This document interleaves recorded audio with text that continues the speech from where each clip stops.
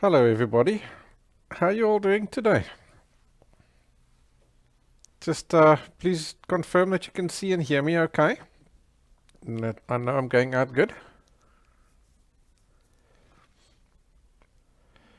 Everything seems okay on this side, so that's always a good thing. But it's always nice to have confirmation.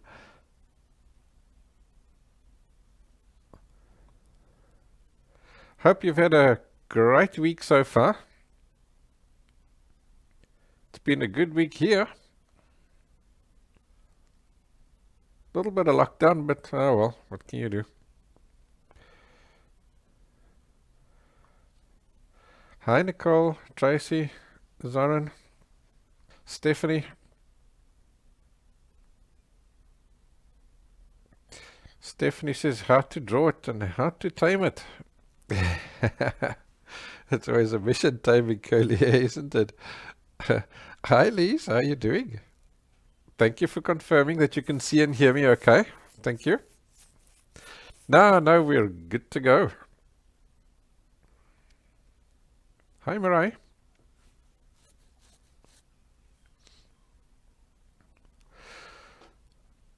Virginia, Linda. How are you guys all doing? Welcome to the class. So while we're waiting for everybody to hop in, if this is your first live class with me, the video has a rewind and pause function. So if you do get a phone call or something like that, you can pause the class and take the call. And then when you're done, you can just press the play and it'll continue from where you left off. If you do want to jump back to where we are at the live, underneath on that bottom bar, you'll see there's a grayed out text that says live. If you click on that, you'll jump back into the live class. You'll be back to where we are at that time. If you want to draw with today, there is a reference PDF which you can download. You do need to be a patron to do that. So the link is at the bottom of the screen. You can go over to the website and go and download it over there. In order to chat with, just log into your YouTube or your Google account. Then you'll be able to chat with in the chat box. Don't be shy, ask questions. I'm checking the chat box all the time as we go along. I love answering your questions, so go for it. Hi, J-Lab, Yaya Dixon, Fraker. I hope I pronounced that right. Peg. Peg is asking, where the Australian Open is taking place. I'm in the same sort of part of the world if you look at the map, but it's a good 3-4 hour flight from where I am to get to Australia. I'm in New Zealand, a little island to the right and to the bottom of Australia. Hi Morena, how are you doing? Good to see you up this time of the night. What's the time in South Africa now? 9 o'clock. Well, that's not too bad. That's not too bad.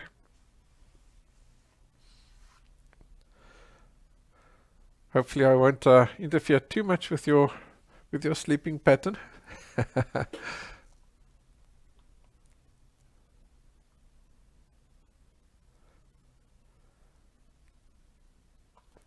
Alrighty. Yeah, everything seems to be all good and going. We are on the hour, so I think we may as well get started. Chuck that cable out the way. I don't need him at the moment. Hi, Mindy. Mazel. Yeah, everybody seems to be in. Let's get going. Hello and welcome to the class today. Thank you for joining me. We're going to be drawing some curly hair today, so you would think it's quite difficult, but I've got a nice little process which breaks it down into nice easy steps. It's not too difficult. So if you do want to work with on my website, the link is below. There is a PDF with the references that you can go and download. You do need to be a patron, but it's quite affordable, so go and take a look at that. It's well worth the while. And then there's hundreds of other classes you can access as well when you are a patron. So let's go over and take a look at the photograph, and then we'll make a plan from there.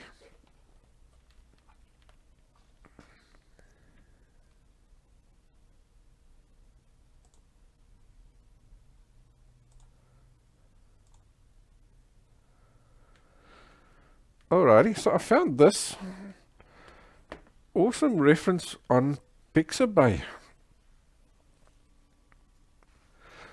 So the model has beautifully curly hair, and looking at it, you'd normally panic a little bit, and how on earth am I gonna get all this detail in? So the important thing to remember is when this person moves, the hair also moves. So you don't have to get the hair looking exact. You have to really keep reminding yourself like that. As long as you can get the hair effect looking similar, then you're A for a way. So that's what we're going to try and do today. So what I will do, right, so let's put that one side. I always try and work from a grayscale reference because it makes it easier to spot your tonal values. And then obviously when I'm doing portraits, I also like to work from a 1-to-1 size reference, because that also makes it easier for you to judge where things are and their sizes and proportions and so on.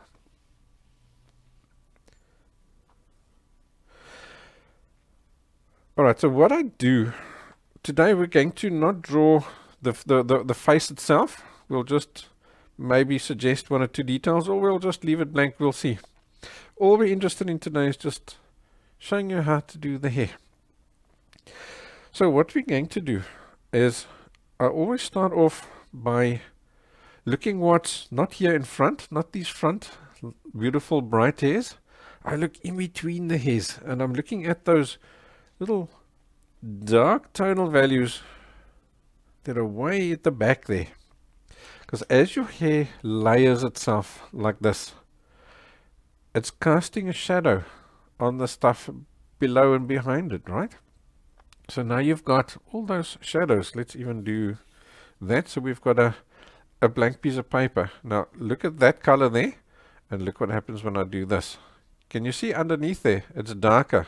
It's darker between my fingers than, say, up over over there. Trying to point with my pinky. Because there's a shadow being cast. So the more hair that is overlapping each other, the deeper that shadow becomes underneath. So we're going to work from the bottom, and then we'll work our way up.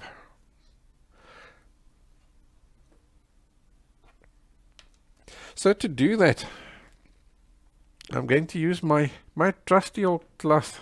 I always like laying down just a basic tonal value before I start working.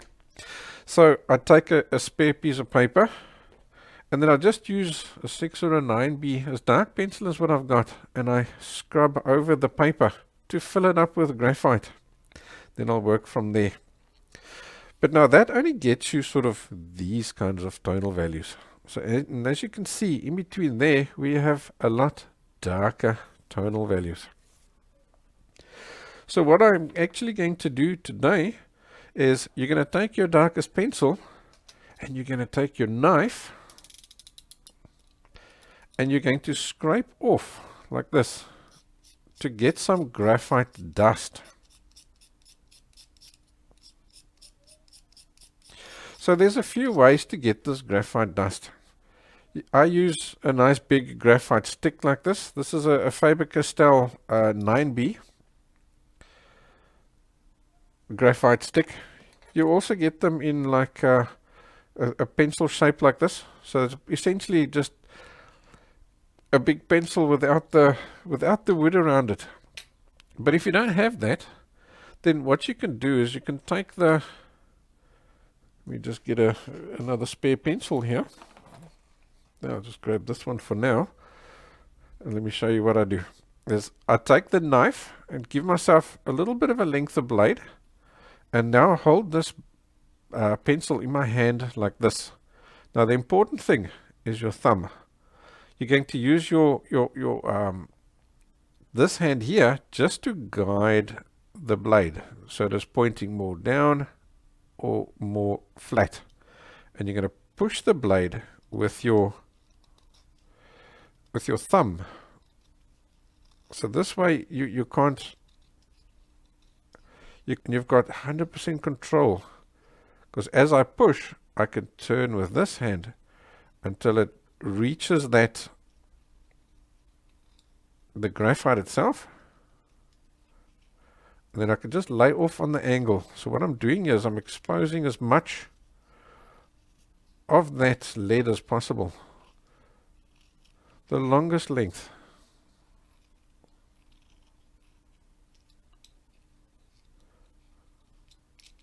So you end up with that kind of a thing. So now you can take this and just turf it.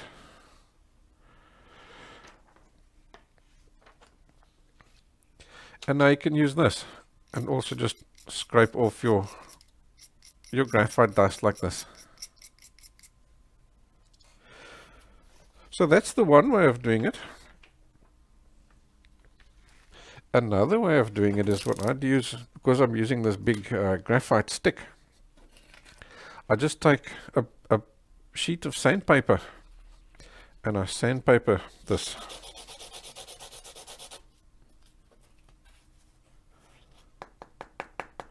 And look how quickly I get a whole ton of graphite dust that I can work from.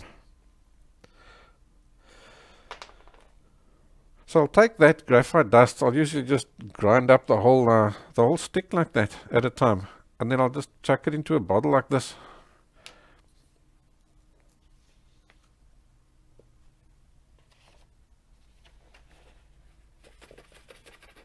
Like that.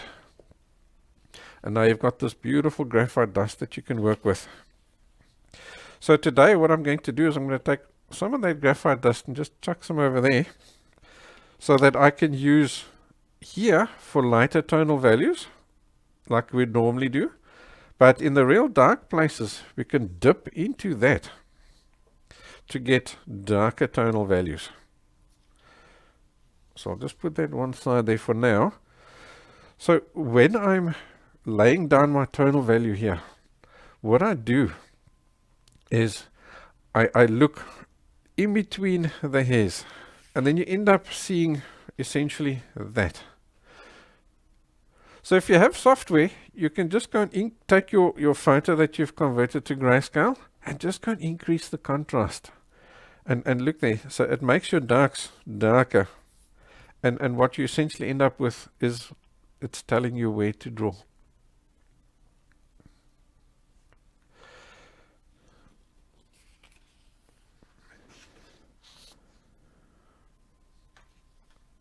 Oh yeah, before we get going, let me show you. I completed this guy. It's a new tutorial for the patrons on the website. Girl with pearl earring. So if you want to go and learn how to draw that one, use on the website.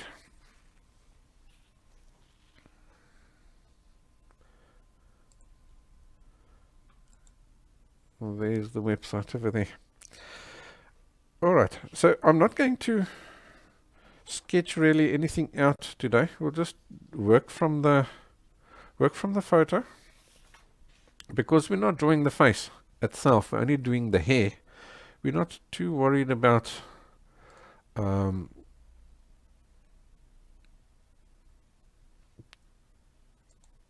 just set up the next shot over here.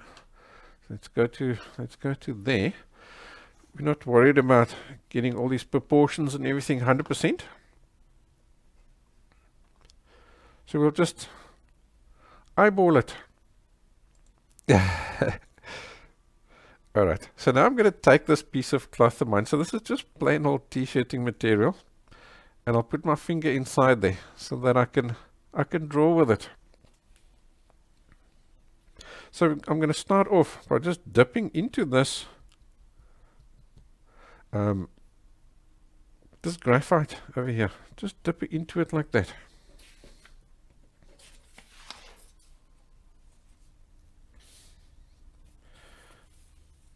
When I need to.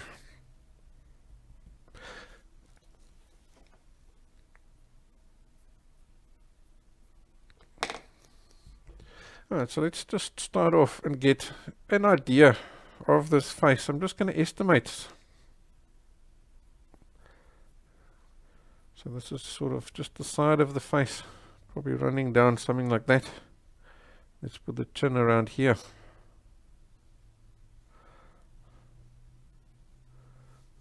Something in that vicinity.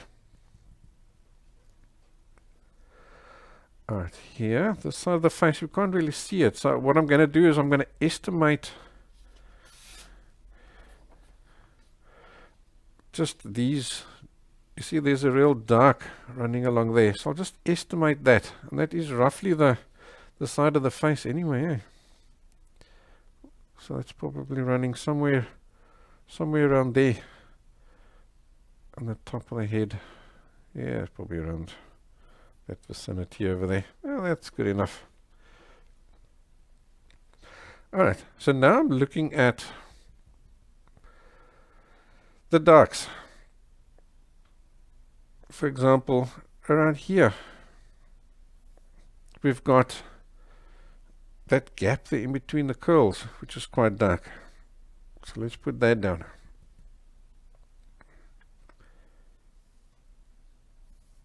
It's quite dark over there. Here's a bit of a triangular shape. Can you see that? It's probably around that vicinity there. We're not 100% sure at this stage, and it doesn't matter. All we're looking for is more or less. This whole area at the top here is actually quite dark, eh? But we do have sort of little lighter bits sticking out over there.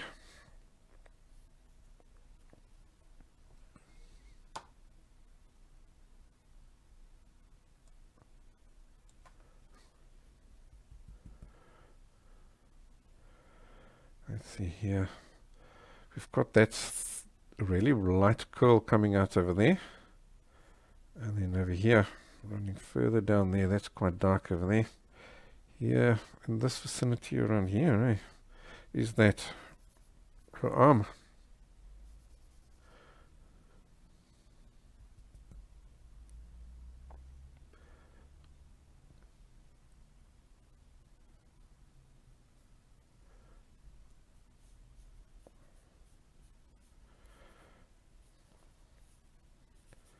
Okay, that hair comes out around that vicinity over there.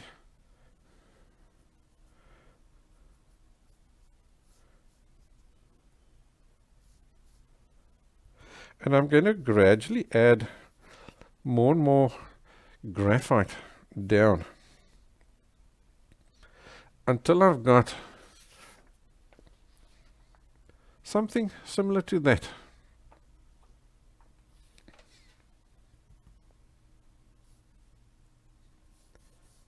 So that you've got those really darks over here, and then like here you've got lighter hairs.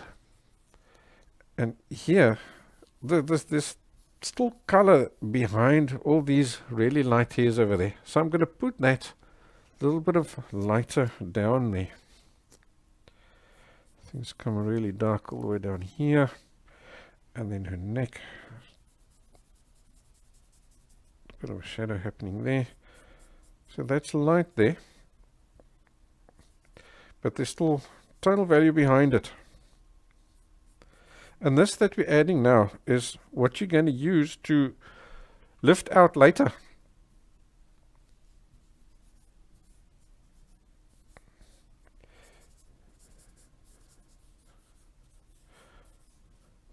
And what's also really cool about doing this is now you can you're sort of plotting out what you're going to draw, right? So it's also easy at this stage to move stuff around. Really easy to move stuff around. Yeah, this here can go darker.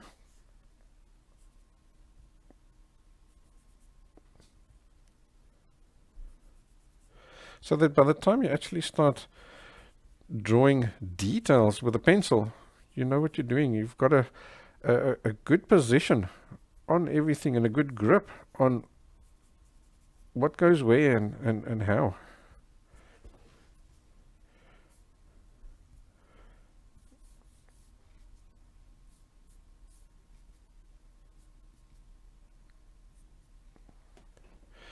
Yeah, that's fine. Okay, let's go to the other side. It's really dark over here. So just tap into that graphite, that loose graphite. And then I'm just sketching it in, smudging it in.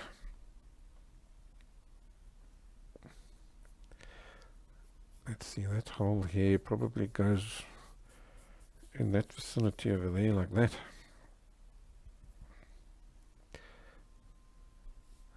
Then around there it's darker.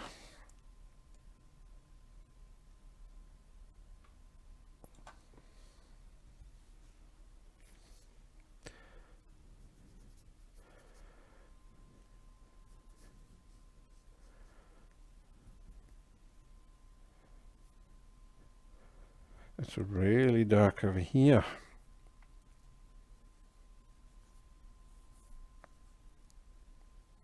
And her neck.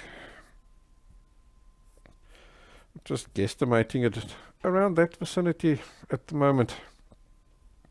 So can you see it doesn't look like much, does it? But as we go along, it will start making more sense.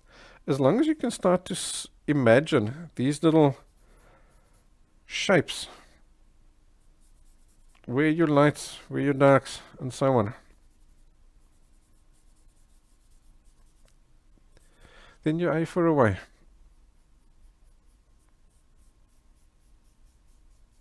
Don't worry about that flyaway here out on this direction. There's a little one curly bit heading out over there. Don't worry about him.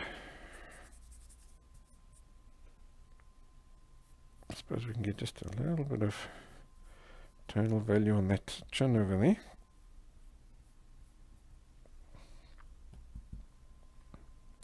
And just for position, let's see, we've got the eye probably around there. Other eye's probably around there.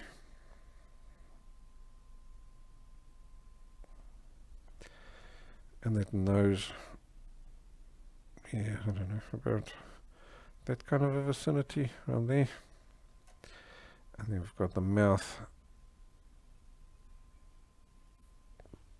probably in that vicinity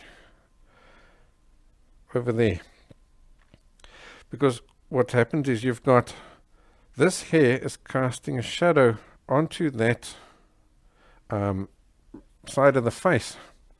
So I'm just going to use some graphite just to darken that up, so that when you do get to that side of the face, then at least you've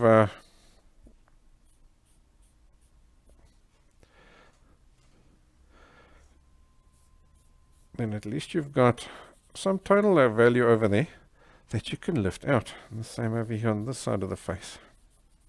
All this here has got tonal value.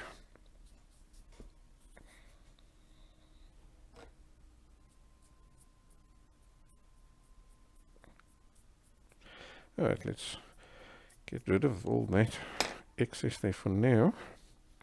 So there should be enough tonal value here for now to just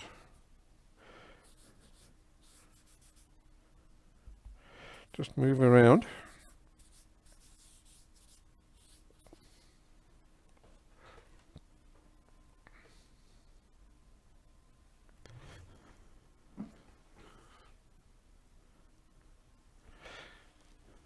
Alrighty, so it doesn't look like much at the moment, does it? But it's giving you that base to work from.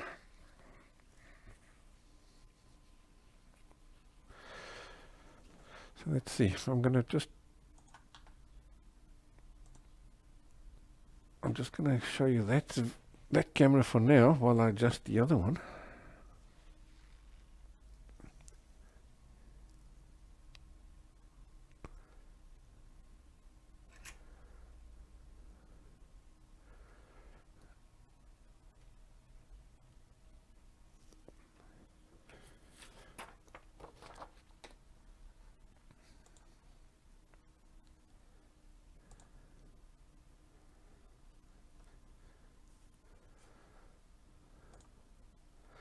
I think let's move that up to over there. Then what we can do is just take our reference photo, put you down there like that. Let's see how we're doing there. Yeah, that's great. There we can see everything at the same time.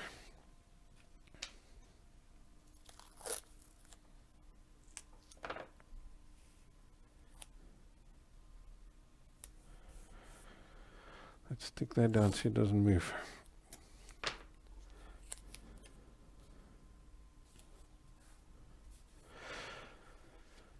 Okay, so what you're going to do now is we're going to start plotting out where these main curls are.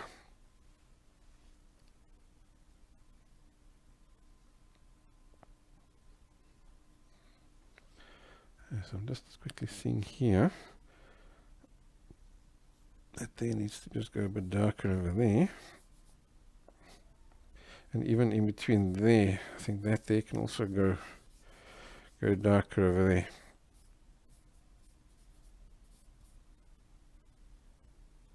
And there's a really dark spot out in that vicinity over there.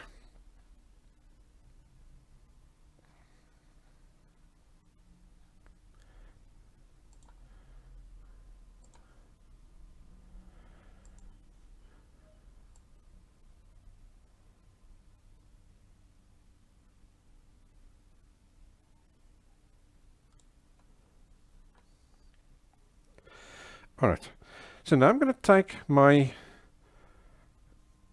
Tombow eraser. If you don't have one of these, then you can also use just the pencil shaped eraser as well. Just keep him really sharp. And what I do with my Tombow as well is I snip off the tip. I just use my knife. And I'll just snip off the tip, but straight off like this, at that 90 degrees angle, so that I've got a really nice sharp edge to work from. And then, because I need this to stay clean, that's why we're using this guy, I take my kneaded eraser and I squash him down like this, so that it forms almost like a little flat surface. So what I use that for is every now and again I'm going to wipe my eraser on this, so the one eraser is cleaning the other one. And I'm going to take this and I'm just going to, down here just below the drawing itself, I'm going to press him down onto the table, then he gets stuck over there, so he forms like a little cleaning station. So I'll erase some hairs and then I'll clean my eraser, scratch out a few more hairs, clean my eraser, and so on. So Diane is using, why do I use the cloth instead of just straight up using a graphite stick? When you just use the graphite stick to draw like this, you're having to apply a pressure to the paper. Then the graphite gets into the weave of the paper and you can't lift it off. When I use the cloth, I'm able to use a really light pressure, so that graphite is just lying on the surface of the paper. It's not deep inside into the weave. And that allows me to erase into that graphite that I've laid down over there. Right, so then I'm also just going to use just a sheet of transparency over there on my hands, just to keep my hand clean as we go.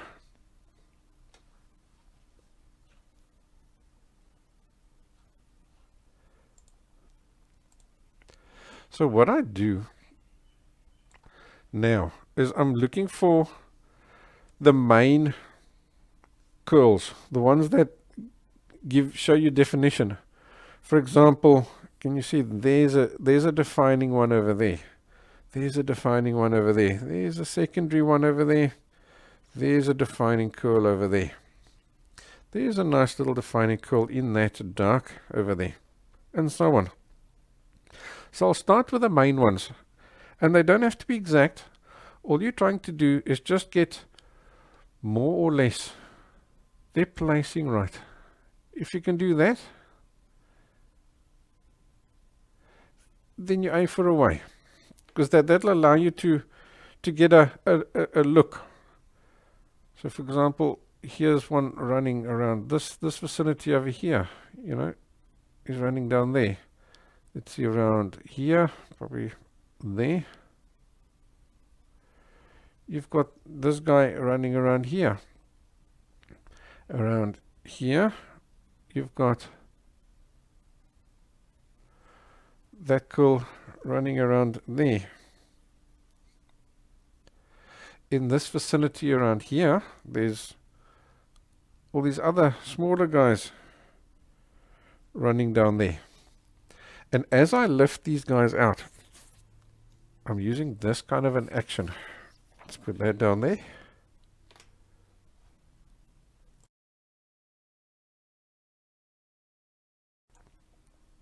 And just grab a pencil. I'm doing this kind of a thing. How big I make that is going to depend on the size of the curl. If she's got just wavy hair, you're going to end up doing that kind of a thing. If it's really tight curls, like for example what we've got here on that right hand side with those really tight curls over there, you're going to use a very tight curling action like that.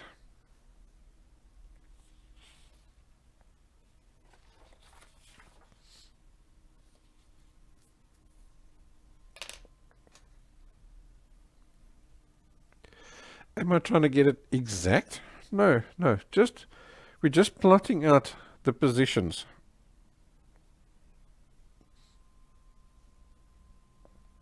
And that's why I like to have the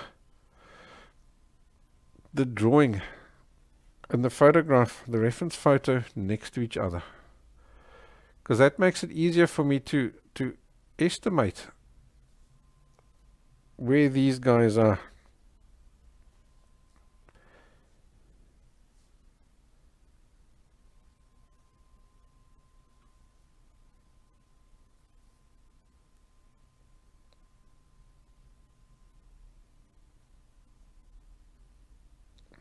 Here it's really very frizzy over there, so we'll leave that for now. Let's just keep concentrating on this area over here. There's a guy running down there. And then there are some guys running in this vicinity over here as well.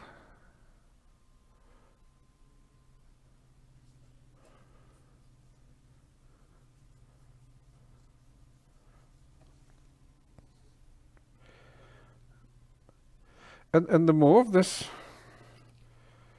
you can plot out, the better. But don't get yourself tied down with doing every last little detail. Just a few like that is enough to get you started. Now, each of these curls, I suppose I can show on the, doesn't matter which one I use, eh? Each of these curls is not an individual hair. Your hair clumps together, so it forms groups of hairs. Can you see all of these guys? It's not one single hair. Even look at that single strand over there. It's probably 30 or 40 hairs. Look at that curl over there. There's a lot of hairs curled together. So you're not drawing every single hair. So this is what I do. I'll take these basic guys over here. that I've now plotted out.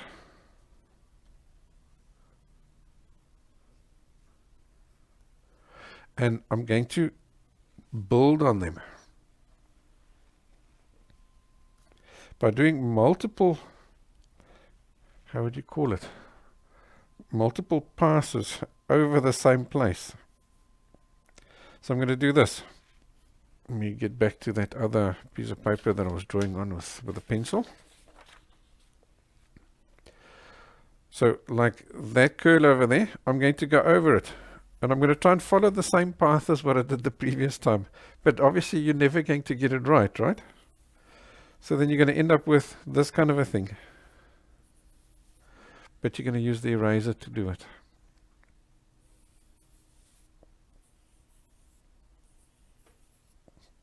And there's your curl right there.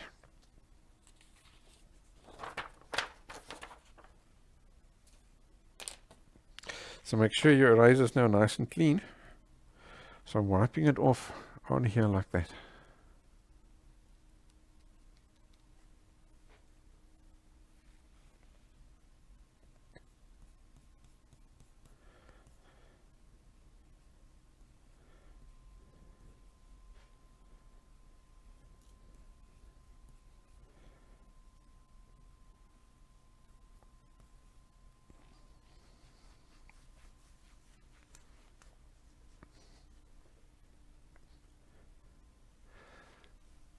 Let's see, maybe I can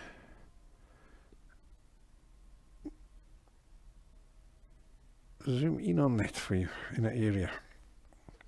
So where are we? Around here, right?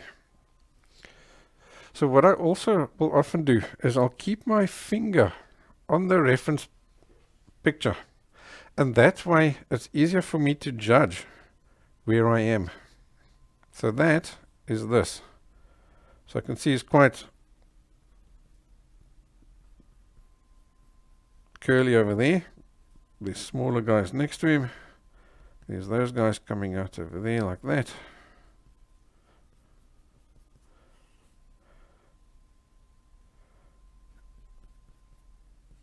Here there's a curl over there. Here's this longer wavy guy over there.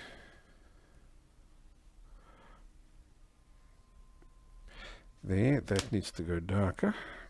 That's really nice.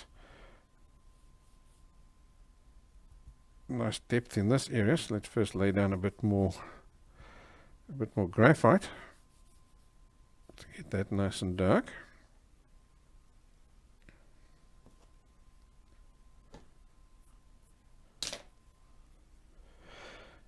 And there's like another little curl over there. So he's running probably something like that. So now that I've planted him, I'm going to follow him a few times.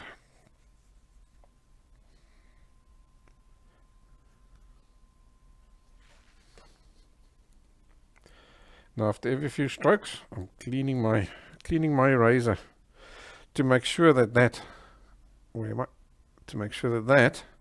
stays nice and clean. If it gets dirty, I'm cleaning him off. And at some point this guy's also going to round off too much as I erase. So then I'll go ahead and I'll just lob off that tip over there.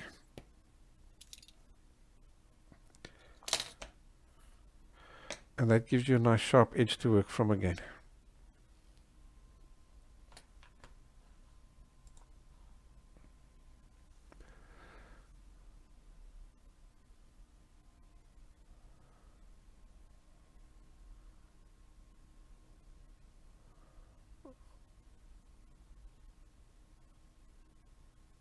Alrighty, so let's go back to there.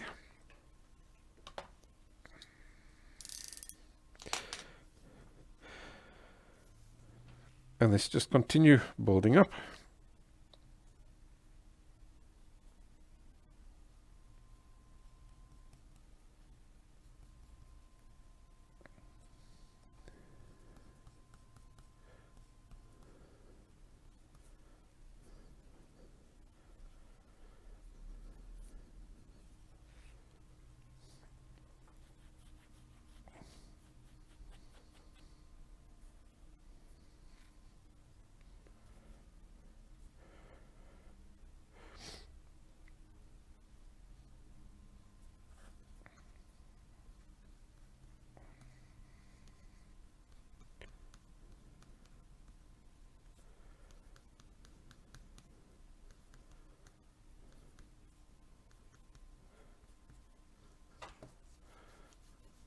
Okay, so remember, this is all just these main guys. If you get these main guys in, then you'll create the likeness of the hairstyle.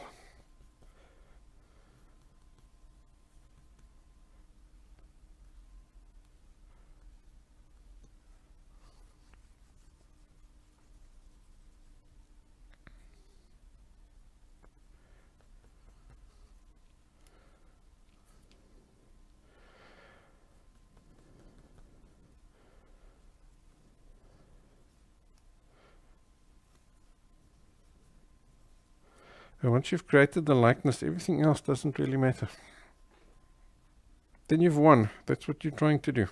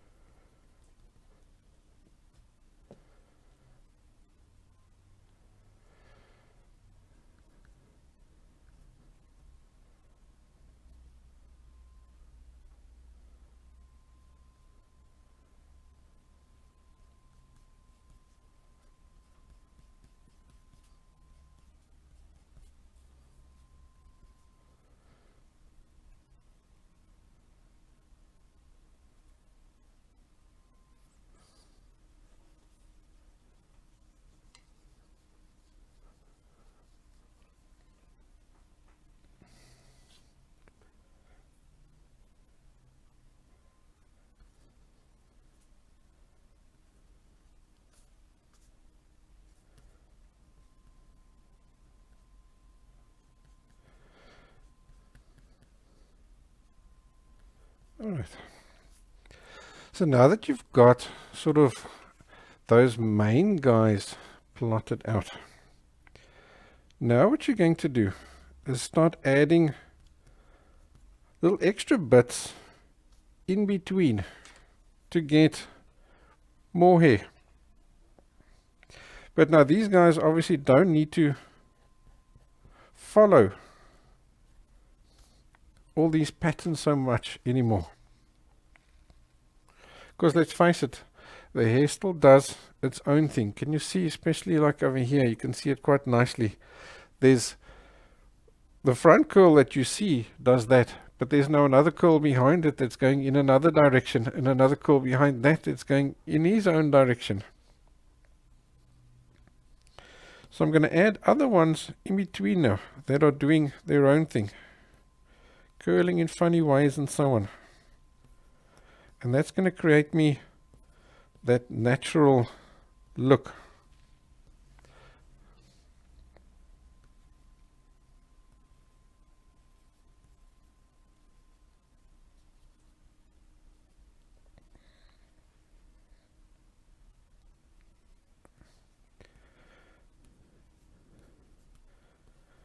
And fill up the hair. It'll fill it up some more.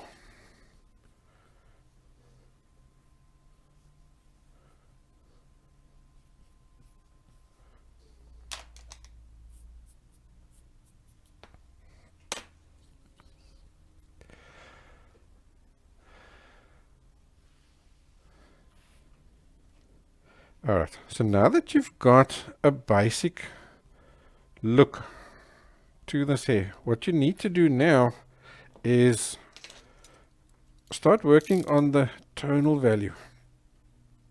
Your hair is not flat, it conforms to the shape of the head, right? So in this case our sun is coming from the left to the right. So can you see that these hairs here are lighter and they are casting a shadow on those guys over there. So those ones are darker. Even here, look here, these guys are lighter, those guys are darker. This guy's sticking his head out, so he's a little bit lighter. Those front hairs are lighter, and the guys underneath him are darker. These hairs are casting a shadow on those hairs, so that's why they're darker. These ones are coming a little bit forward again, so they're getting a little bit more lighter, and so on. I think you get the picture, right? So you need to get that overall tonal value right in order to get the hair looking and the head looking round. So for example, here, this main curl running down here is starting to look light. You can probably be lifted out a little bit more. So I'll just keep working over him a bit to lighten him out. This area over here I think is also still a little bit dark. So we'll keep working on those main curls. Keep lifting them out a little bit more.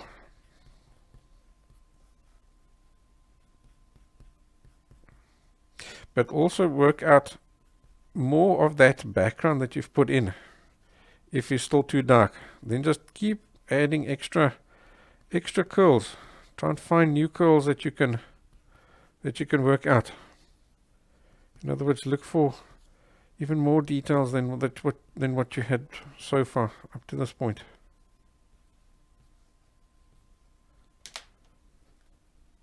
Then there's going to be other places like here that now need to go darker. So you're going to darken them up.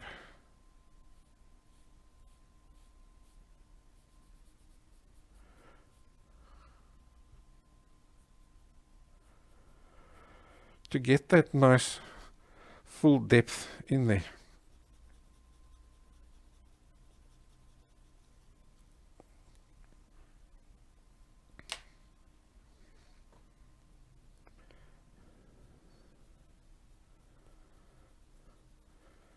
Just want to establish that little jawline there a little bit better.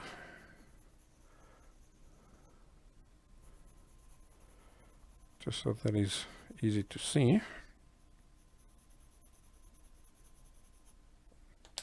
There we go. Now we can add one or two little loose hairs over that.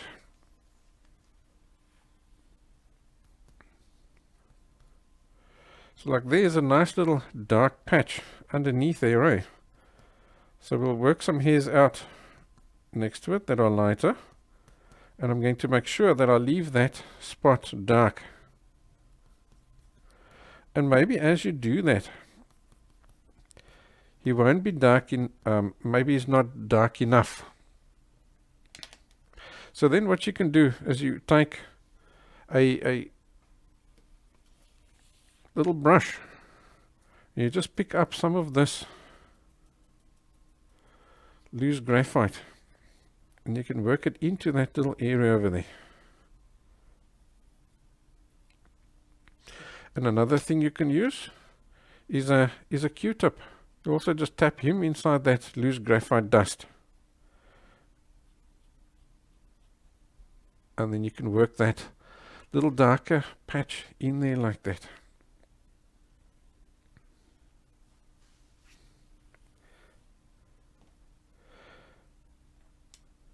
Then you'll also sometimes get to points where a whole area is maybe too light. Maybe like this here still needs to go a bit darker. So now you're going to just pick up some of the graphite dust and just rub over that whole area there.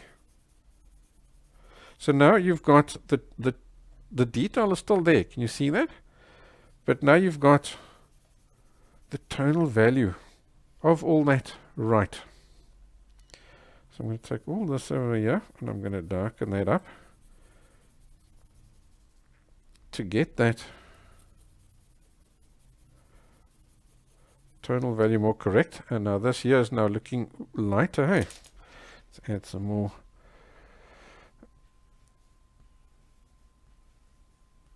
lighter guys over there. So all this here is still too dark.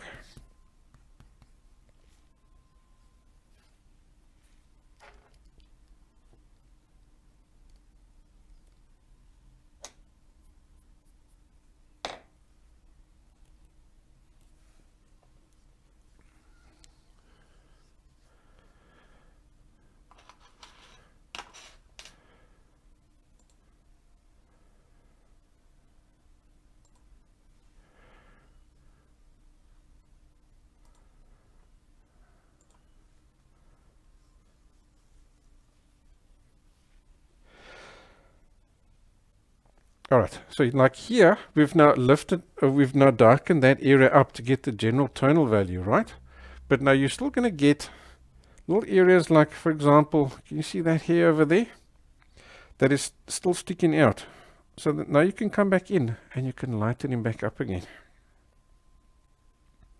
Or like here, you can lighten him back up again.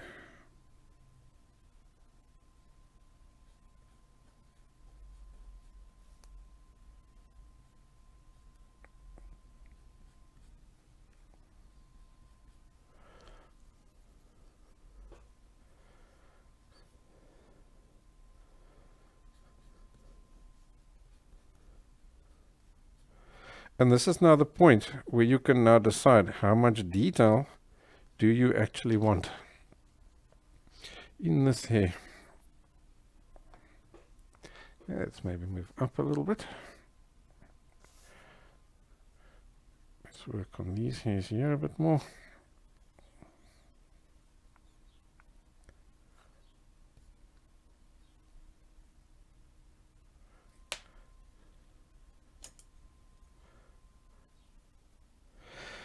Then you'll also have areas like this, where you've got lighter over here, right? And now this hair, you can see, is casting a shadow on that hair over there. So you can take your brush and you darken up that little area over there. And then using the brush, fade him outwards like that. In other words, that hair is now, oops, brush went flying. That hair is coming out and going in.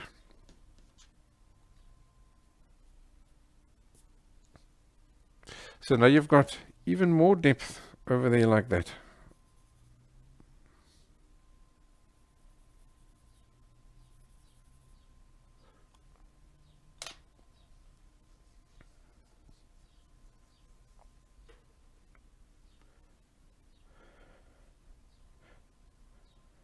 Alrighty, so let's work on these guys here a little bit more.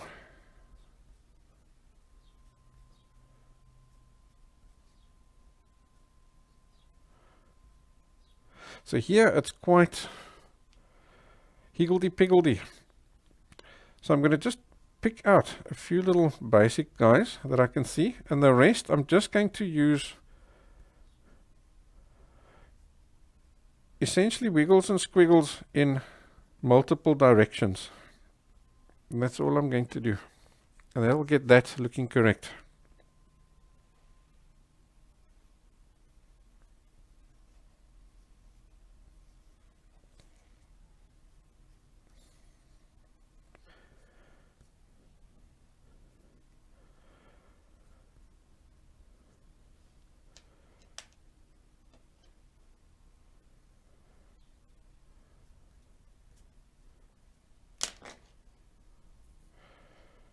In this area over here, we need to go a little bit darker over there.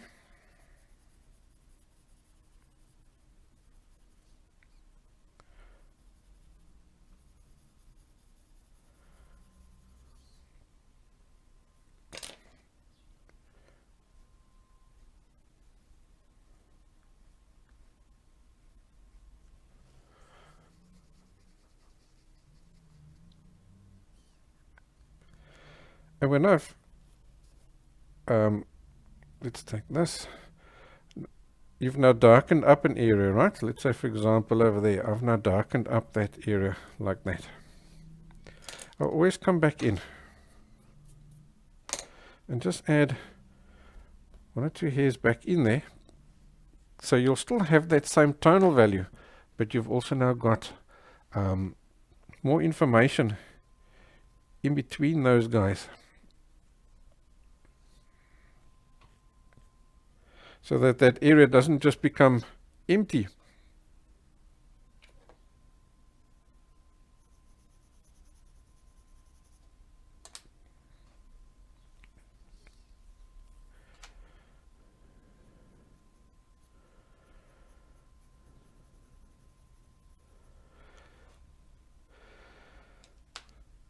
Occasionally, but not often, occasionally, what I will do is you have little areas where you've got a distinct, maybe a little dark patch in between some hairs that you want to bring out. So then I'll take a dark pencil like an 8 or a 9B or so on, and then I'll work that distinct patch in there using a pencil.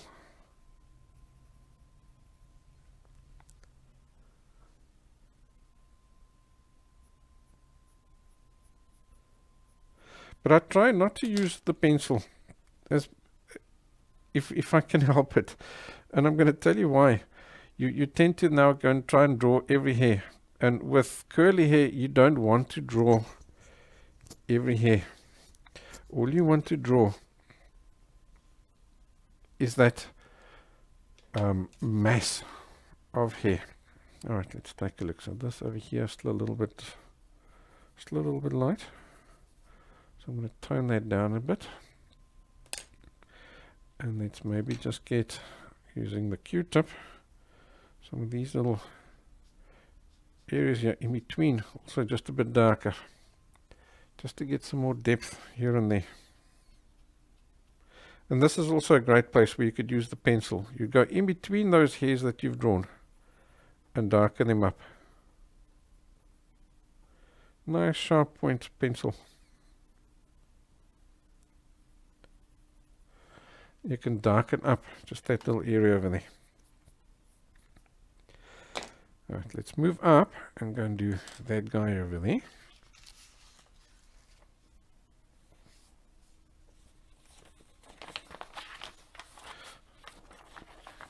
Hello to the guys just joining us. Welcome.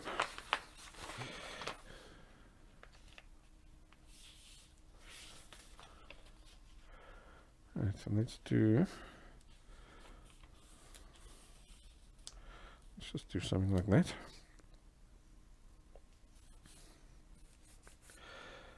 Okay, so here on the sides, remember what happens, you've got the hair that's clumping together. So you're not going to go ahead and draw individual hairs. It's not necessary. So this is when I like to use my just a earbud Q-tip. I'm going to dip it inside that graphite if it's darker hair, and if it's not, let's bring this guy back in there again. If it's not, so let's take a nice new Q-tip. If it's lighter hair, I'm just going to pick up some of this graphite. If it's darker hair, I'm going to dip it into that.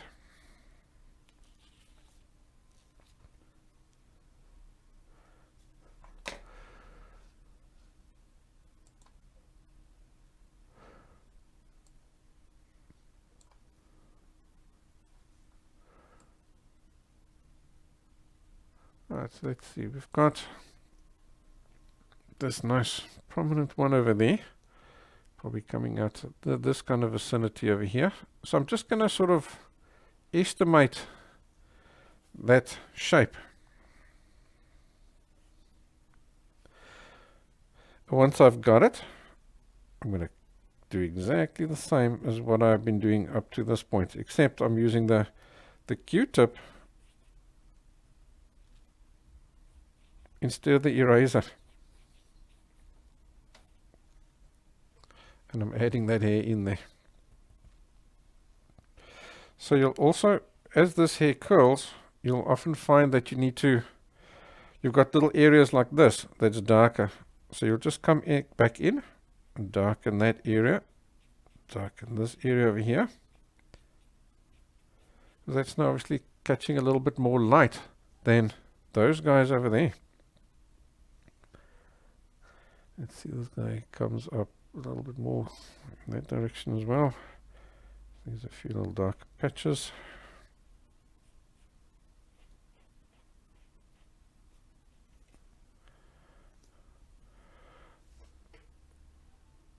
Hi, Ellen, Diane, Christine, welcome. Yes, let's see that guy floating around there, doing something like that.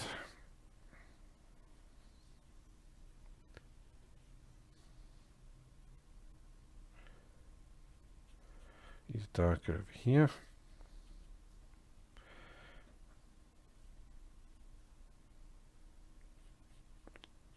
It's darker over here. And then you've got individual hairs as well. So I'm just going to wiggle and squiggle in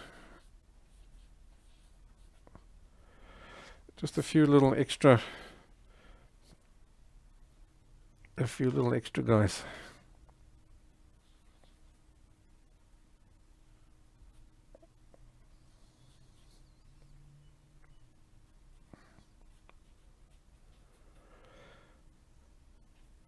And these are now your flyaway hairs.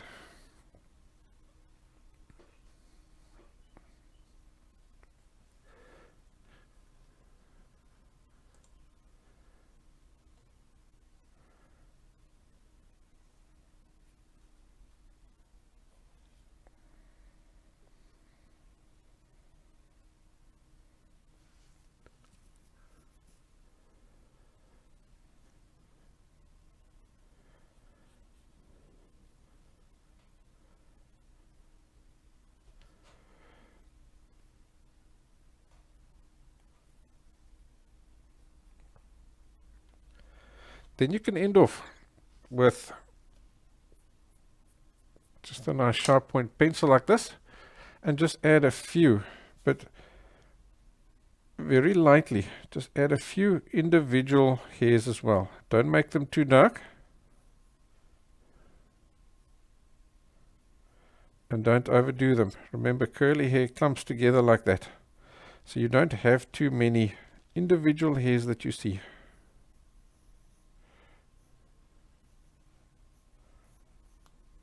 But you just add a few, one or two, for flyaway hairs. And that's enough to suggest all that other detail.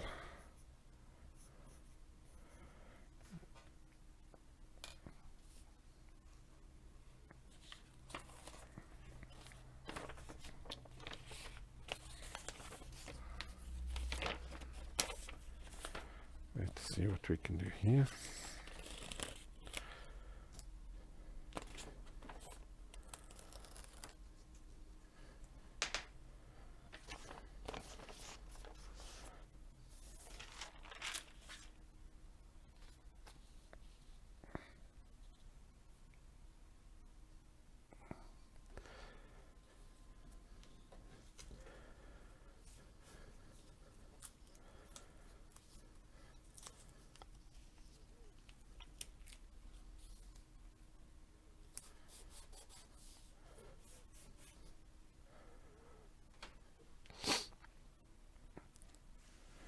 Well, there you go. That's how you do. That's how you do curly hair.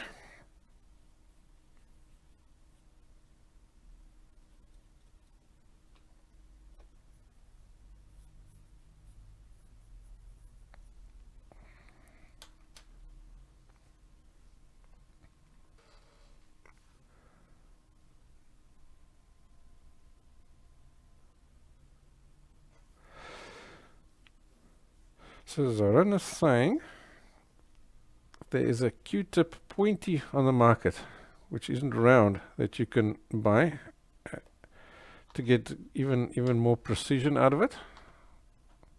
Okay, let's go and take a look. Let's quickly Google that.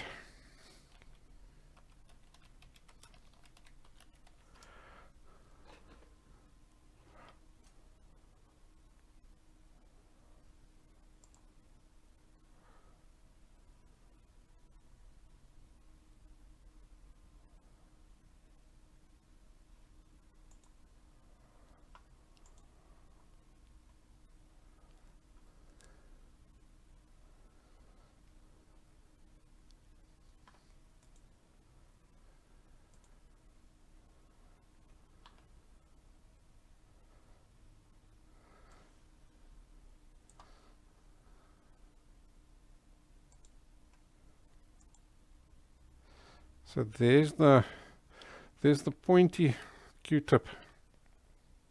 Yeah, that could work as well, eh? But like I said, I don't think it's necessary for a drawing like this, because you've now got the hairs that are clumping together. So you don't need to get all that detail out.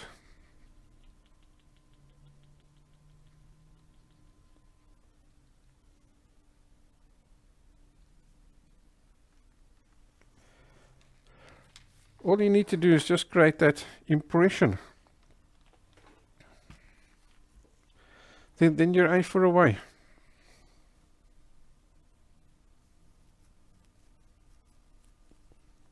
I mean, you can see, if you compare with the amount of detail that we've got here versus the amount of detail that you've got in the photo, it's the same. In actual fact, it even seems like you've got, if you compare there to there, it actually seems like you've got more detail in your drawing.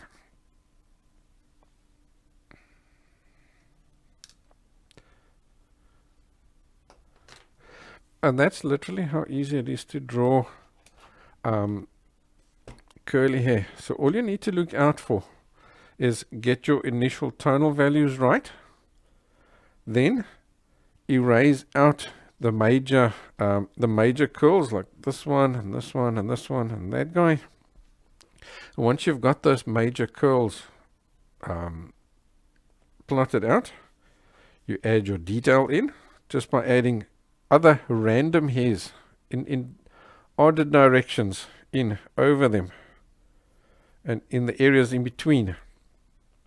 Then you come back in and you adjust your tonal values to get the lighter guys and the darker guys, so that they're not all the same tonal value. You need darker hairs and you need lighter hairs. And then once you've done that, always come back in and pick out those little lighter bits inside those darker hairs.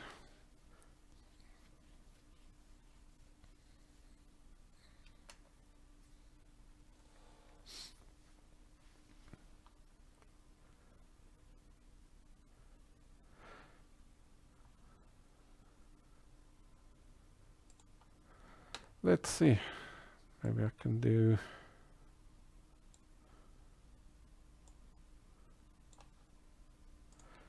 that. So if you've got any questions, fire away.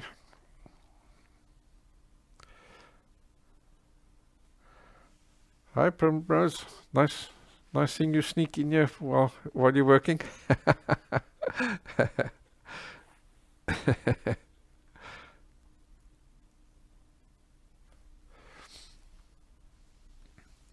So Betty is asking about painting for curly hair. When you're painting in oils, would you wait for the darker areas to dry? Yes, I would always put in those initial tonal values, because the tonal values that you put in form the mass, and then you come back in and now you're suggesting the details by adding in your individual hairs. Yeah, sorry Nicole, unfortunately I didn't mention the Q-tip. If you don't have a Q-tip for now, just stick with the brush.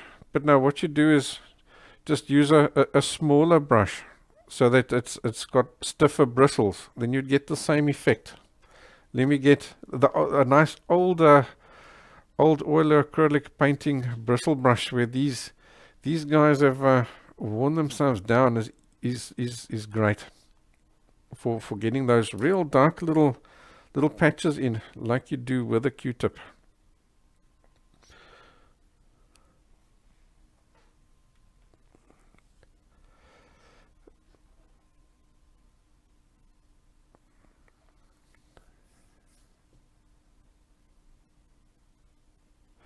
So Alan's saying I work with an airbrush, can you use the same technique? Absolutely, it works perfectly for that. Depending on what material you're spraying on, if you're able to spray it on and scratch into it. I don't know if you're working on a smooth paper, Alan, or one of those glossy papers, then you can spray your tonal values, scratch out the details, say with a stick or so on. Even using an eraser, that would also still work. You scratch that out, let it dry, and then to get those little darker tonal value adjustments, you just add a light layer of spray again over that.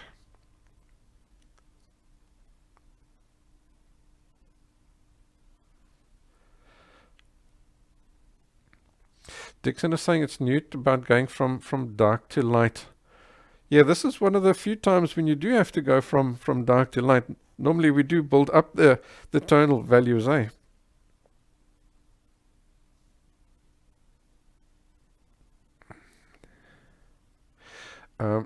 Zoran is asking, for this reference to complete the mouth, would you use white charcoal to accent bright spots or reflections?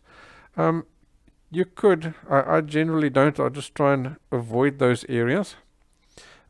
If you really do, you can also use like one of those little white out pens or a jelly roll. Let me see if I can find mine here. In my box of tricks, you can use that as well. They also work nice. Then you pick out the highlights and you let it dry.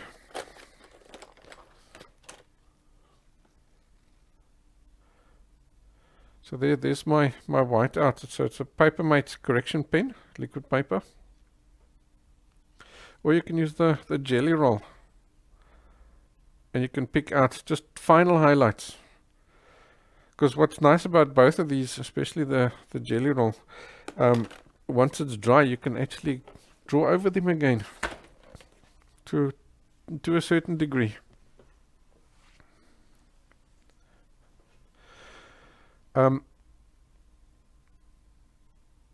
Yeah, Nicole, if your brush is too soft, then it's going to give you nice blendings. It's great for doing those little tonal value adjustments, like here, where you're just darkening up an area, because that will just smudge the graphite that's there without losing all the detail, where a harder bristled brush would tend to scrub all that detail away for you.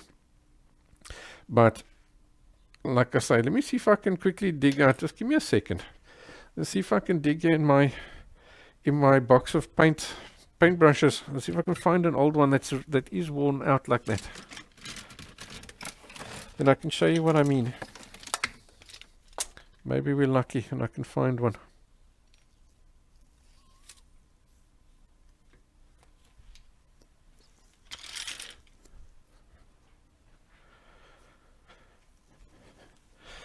Yeah, there we go. See, like this guy over here, he's quite worn down already. His hairs are, and when he's worn down like that, what happens is it feels stiffer. So now you can use this guy. Where can we put a mark? Maybe over there. So now you can use this guy instead of the Q-tip. He's always going to give you a little bit more subtle marks than the Q-tip. So let's do that, and then just lift out a hair on either side of that. So that's now maybe just a gap in between those hairs over there.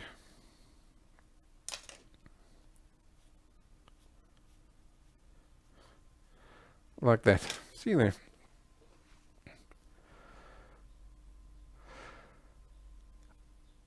Christina's asking, do you fix the graphite drawing to keep for a longer period? No, I don't. I don't fix my drawings whatsoever, simply because that fixative is going to yellow over time. You frame your drawings behind UV coated glass. Then that's the way you make them last forever. Because then the sun isn't going to yellow nothing, not even the paper. Zoran, yes, the white correction gel that you use for your typewriter, but not the one with the brush. It doesn't work. He just pastes on too thick, and it's too uneven. It paints little ridges on. This one has got a fine tip. Maybe I can show you what the tip looks like. Can you see there? It's a really fine tip, almost it's thin like a mechanical pencil. So it goes on really, really thin, just like a pen would.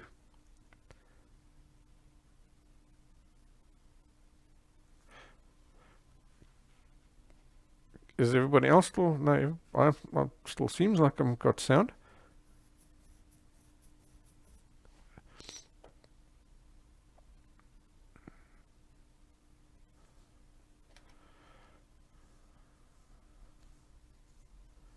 You're welcome, Christine. That's just my opinion. A lot of people do use the fixative. I'm not a fan. I figure it this way. I've worked so hard on my drawing to take that chance of now spraying it and it's going to yellow in a few years' time. It's not worth it for me. I've seen too many drawings where, you know, as you spray, you tend to spray over where you've drawn, right? So you get all where you've drawn goes yellow, and the paper all around it where you haven't sprayed stays all nice and white. I've seen it too many times. At one stage there was people were telling you to use hairspray to spray your drawing. And yeah, initially it's going to look great, but that hairspray yellows so quickly.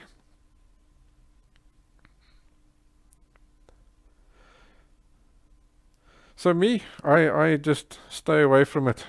I showed you in the previous class what I do. I've got a folder where I keep my drawings in, and I slot them in there in plastic sleeves, and I hang them up. The ones that are not being framed, and the other ones that are in larger those drawing pads, they're just in drawing pads on top of each other inside the cupboard.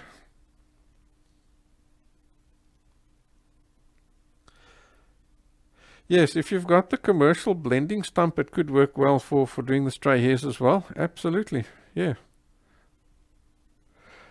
The main thing is, Peg, is that you don't want to use really a pencil for those stray hairs because it's clumps. If you try and do stray hairs in clumps like that, even if you draw multiple times over those hairs, it just doesn't look as natural as it does when you do like this. Then Diana's asking, does it matter what paper the drawing is done on? I just obviously the better quality the paper is always better, because that gives you longevity, and you know, your pH neutral paper and all that kind of stuff. But with portraits, I always recommend a nice smooth paper. You don't want paper that's got texture to it, because with skin is naturally smooth, right? So with a smooth paper, you're automatically starting off with a nice flat tonal value over the paper. So whatever you're drawing is the tonal value that there is. And if your paper's got humps and bumps like this, then what happens is you're now having to adjust your tonal values with the pencil to fight those tonal values that the paper is naturally causing because of the humps and bumps in the paper. But when you're doing other drawings, then a nice textured paper can be awesome. It can actually help you a lot to get nice textured effects. But with portraits, a nice smooth paper always works the best. Unless, of course, you don't want to draw it perfectly smooth and stuff. You do want to get yourself a little bit of roughness and looseness to the drawing. Then it's fine. Then a rough textured paper can also work well.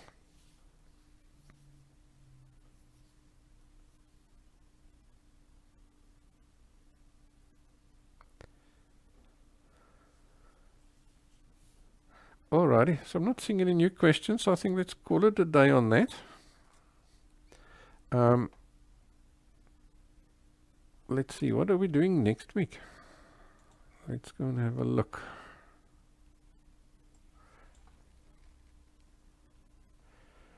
What's on the menu for the next class? What do you want me to do for the next drawing class? Because I think we've done most of all the different things you'd need for for portraits, but if there's something else, let me know.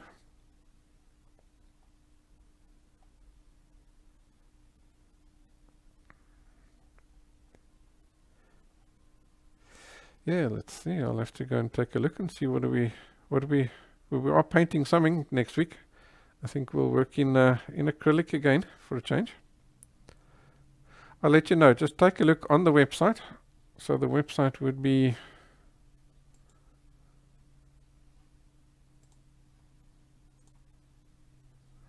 let's do that. There's the website. You can just go and take a look on the home page, and I'll let you know what we're doing next week. So if you are watching the replay, for a start, don't forget to do that, please. Then I can inform you next time I do a live class. Then just go and take a look on the website. All the schedule is always there. You'll see there's a live class page. And if you enjoyed today's lesson, please head over to my website. There's hundreds more lessons like this in pencil drawing, oil painting, acrylic. There's even watercolor and pastel and pen and ink classes as well. There's hundreds of them. And to become a patron is very affordable. You'll be quite surprised when you go and take a look. Then obviously you can join me in the live classes. So what happens with the live classes for the patrons is I go and edit it so that it runs nice and smoothly. And you can go and watch the edited replay. And then obviously you can go and download the PDF with all the reference material. And usually when we're painting and drawing and stuff, there's also a sketch template. I didn't do one for today because we weren't really drawing any details that needed to be accurate. So yeah, everybody, you have a fantastic weekend. Thank you for joining me in the class. I'll see you next time.